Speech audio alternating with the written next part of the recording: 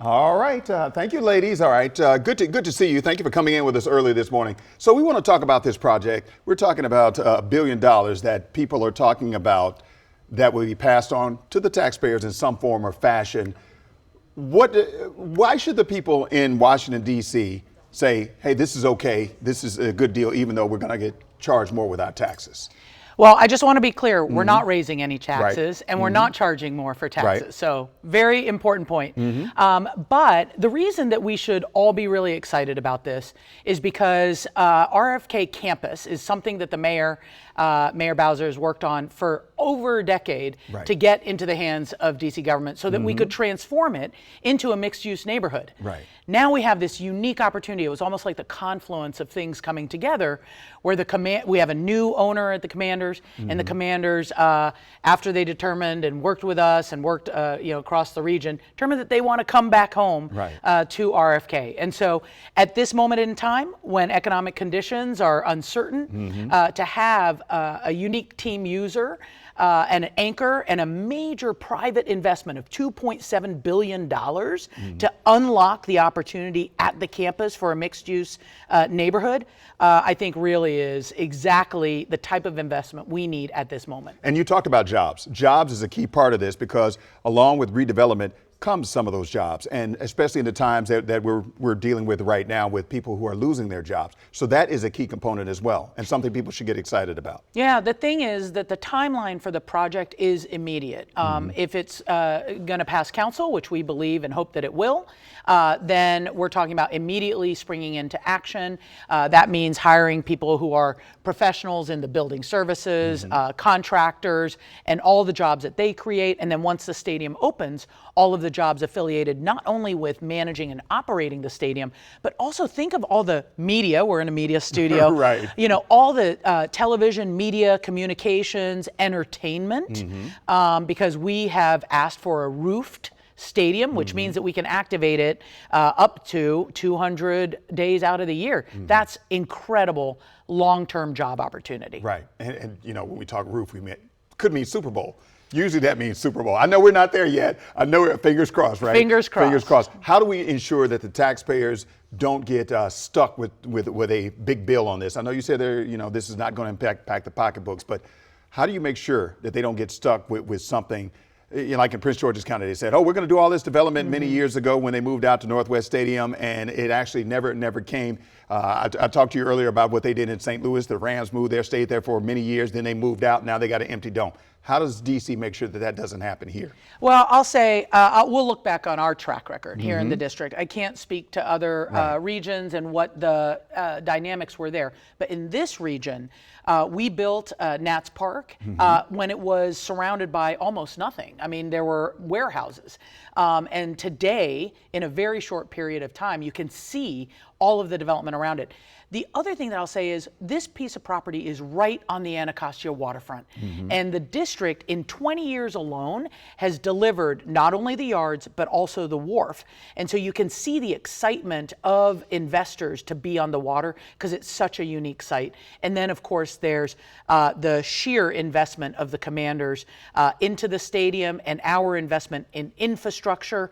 And we have learned from experience that delivering mixed-use development kind of in a concentrated way with the stadium is what's going to really catalyze the entire development. Right, and it's also, there's also talk about it revitalizing more than just that area.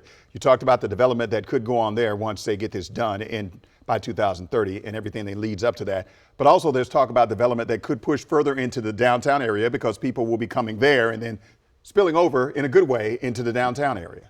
Well, to tell you the truth, the kind of spillover that we're really anticipating is along 8th Street Northeast, which is a major retail corridor in DC that needs another, it's a long corridor, so it needs another shot in the arm. And then also all of the job opportunities and new business opportunities in Ward 7 and 8. To have an anchor in Ward 7 and be able to catalyze job opportunities, business and entrepreneurial opportunities on both sides of the river, that's really what the promise of this project is. And you're also talking about removing some of the barriers that some of the businesses in that area have faced by doing this project as well. Yeah. Mayor Bowser's growth agenda really has three parts to the pillar. One is to invest in downtown. Two is to diversify our economy by investing in sports and entertainment and technology. But the third, in order for us to continue to compete and to be successful and replace those jobs in the future, we have to make it easier for investors to do business. Right. And so we're looking at ways to sort of cut the red tape, if you will, and make sure that businesses continue to have strong confidence here. And people have also asked us, they're like, oh, we want to make sure we don't get moved out and all this kind of things because we don't want to lose our houses for whatever reason.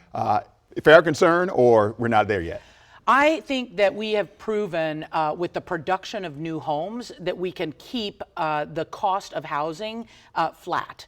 And so we have lots of new housing production in our future, including in downtown, where we think that we can add at minimum 15,000 new residents, but also at RFK, for example.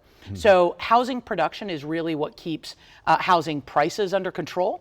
And so we think that this is the path towards growth and will not be a path towards displacement. Right. All right. Before I let you go, we're going to ask you this question because this has been in the headlines all morning long about ICE and what they've been going around to the businesses in D.C. Do you have any information about that or reaction or response to what's happening right now? Yeah, I mean, we don't think that this is good for business, first of all, but most importantly, we are monitoring what is going on, and we are the District of Columbia, and we will follow any sort of legal directives and work with ICE. But honestly, we don't believe that this is great for business, and we hope that we can move forward. Right. And last thing is another one, Initiative 82. That's been in the headlines as well. Initiative 82 is a complicated but uncomplicated issue, actually.